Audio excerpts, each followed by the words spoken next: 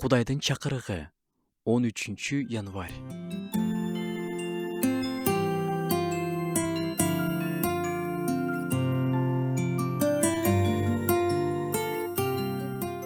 Жамандыкка жамандык менен жооп бербегиле.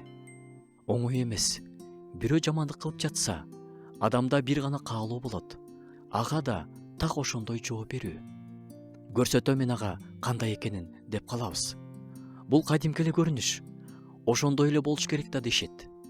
Бирок биздин улуу устатыбыздын жолу таптакыр башка. Сүйүү, кечирим, Кудайга баарын тапшыруу.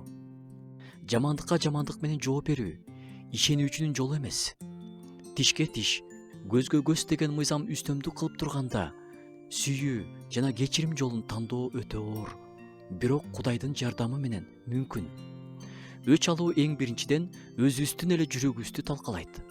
Жамандык менен жооп берүү жүрөктө ачуу тамырды жаратат, тынчтык жоголот, каар чогулат. Кудай бизди шалдыраган алсыз адам болууга чакырбайт. Тескерисинче руханий күчтүү болууга чакырат. Күчтүү адам гана жамандыкты жакшы менен жаап кое алат. Бул жөн гана күчтүү айтылган сөздөр эмес, чынында эле ошондой. Ыйсаны айкаш чагачка кирип атышканда, ал кечир аларды эмне кылып жатышканын билишпейт деген. Билесиңби бир тууганым, Кудайдын мыйзамы дайыма иштейт жана жакшы нерсеге гана алып келет. Жамандыкты жамандык менен жеңүү мүмкүн эмес.